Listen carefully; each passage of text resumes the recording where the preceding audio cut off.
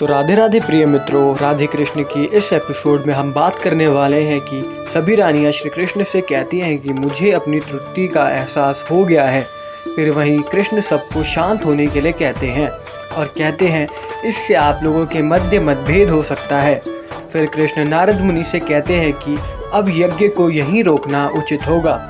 ये बात सुनते ही नारद मुनि व राधा मौन हो जाती हैं और कहते हैं जब मेरी सभी अष्टभार्यां एक नाम पर सहमत होंगी तब यज्ञ आरंभ होगा। फिर कृष्ण कहते हैं कि आप सब तय कर लीजिए, मैं चलता हूँ।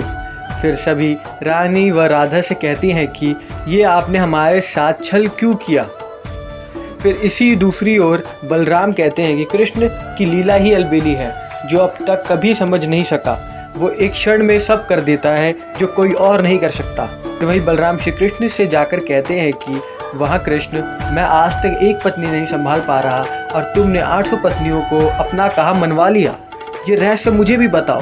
तो कृष्ण कहते हैं ये ज्ञान मुझे आपसे ही मिला है भैया, किसी का दिल आहत ना हो इसलिए मैंने ये कार्य उन्हीं पर छोड़ दिया।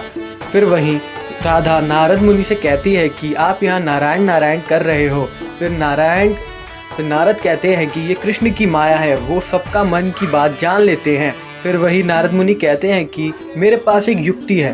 राधा कहती है क्या? नारद कहते हैं आज कृष्ण अपनी सभी रानियों से मिलने जाएंगे और कृष्ण जिस रानी के कक्ष में सर्वप्रथम जाएंगे ये साबित हो जाएगा कि कृष्ण उस रानी से सर्वाधिक प्रेम करते हैं और वही यज्ञ में बैठने योग्य है। नारद कहते हैं कि राधा आपको आग्रह कराना होगा श्री कृष्ण को, क्योंकि आपके आग्रह को वो मना नहीं करेंगे। फिर राधा ये युक्ति सही है, कृष्ण को वह पता न चले। फिर नारद कहते हैं मैं पता नहीं लगने दूंगा। वही नारद मुनि सभी रानियों के कक्ष के आसपास खड़े हो जाते हैं। सभी रानियां कृष्ण के इंतज़ार करती रहती हैं और कृष्ण कब आएंगे, पहले किससे मिलेंगे, ये सोचती रहती हैं। नारद देखते हैं कि कृष्ण पहले देवी यमुना के कक्ष में जाते हैं, फिर वे नारायण नारायण करके वहाँ से चले जाते हैं। फिर जहाँ जहाँ कक्ष के पास वो गुजरते हैं वही देखते हैं कि श्री कृष्ण उसी द्वार के सामने खड़े हैं, उसी रानी के पास खड़े हैं, उसी कक्ष के पास खड़े हैं। वो जहाँ देखते हैं वहीं कृष्ण नजर आते हैं। वो हर कक्ष में कृष्ण को ही देखने को मिलते हैं। नारद कहते हैं मैं ब्रह्मपुत्र नारद हूँ, अब मैं आगे कक्ष में अपने अष्ट रूपों में जाकर एक साथ देखूंगा कि कृष्ण कौन से कक्ष में सर्वप्रथम गए हैं।